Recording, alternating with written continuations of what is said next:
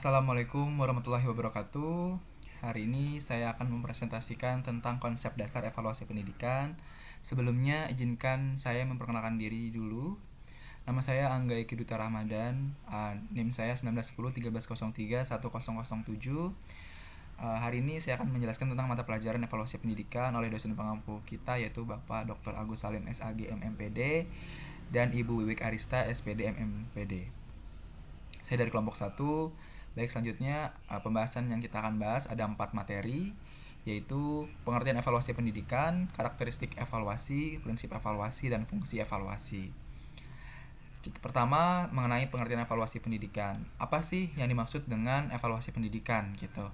Evaluasi pendidikan adalah suatu tindakan atau kegiatan, suatu proses penentuan hasil dari segera suatu di dalam dunia pendidikan begitu. Jadi atau singkatnya evaluasi pendidikan adalah kegiatan atau proses penentuan nilai pendidikan sehingga dapat diketahui mutu atau hasilnya begitu. Jadi dapat secara singkatnya evaluasi pendidikan adalah sebuah proses atau kegiatan penentuan hasil akhir dari suatu pendidikan tersebut gitu. Bagaimana kedepannya kita melihat penentuan tujuan yang akan kita lakukan begitu. Selanjutnya pembahasan mengenai karakteristik evaluasi. Karakteristik evaluasi menurut Soekardi 2008, kegiatan evaluasi dalam proses belajar mengajar mempunyai beberapa karakteristik penting, diantaranya sebagai berikut. Yang pertama, memiliki implikasi tidak langsung terhadap siswa yang dievaluasi. Hal ini terjadi misalnya seorang guru melakukan penilaian terhadap kemampuan yang tidak tampak dari siswa. Yang kedua adalah lebih bersifat tidak lengkap.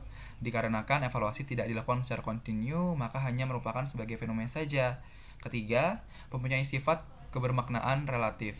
Ini berarti hasil penilaian tergantung pada tolak ukur yang digunakan oleh guru. Selanjutnya adalah prinsip evaluasi. Prinsip evaluasi menurut saya terbagi menjadi 5 gitu, yaitu kontinuitas, komprehensif, adil dan objektif, kooperatif, dan praktis gitu. Kontinuitas evaluasi tidak boleh dilakukan secara insidental karena pembelajaran itu tersendiri adalah suatu proses yang kontinu. Oleh sebab itu, evaluasi pun harus dilakukan secara kontinu pula gitu.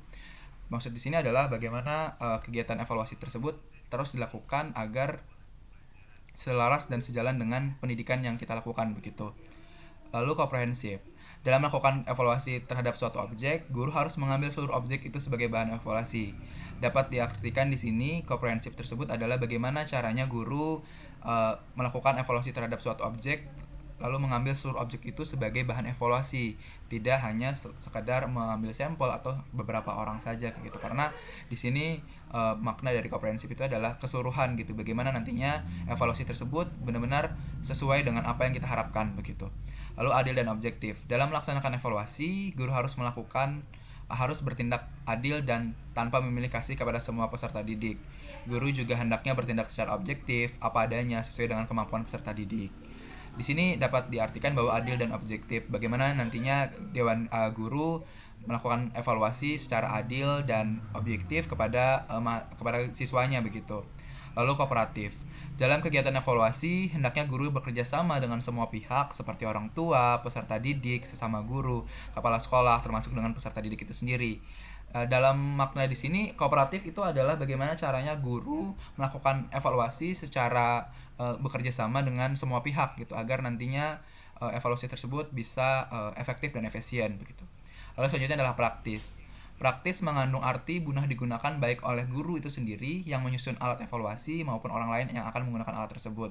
Di sini dapat diartikan bahwa bagaimana caranya nanti evaluasi tersebut menjadi sebuah hal yang praktis dan dapat digunakan oleh orang yang akan mengevaluasi tersebut gitu. Itu tadi adalah mengenai 5 mengenai prinsip evaluasi. Selanjutnya adalah fungsi evaluasi. Fungsi evaluasi terbagi menjadi 2, yaitu fungsi formatif dan fungsi sumatif.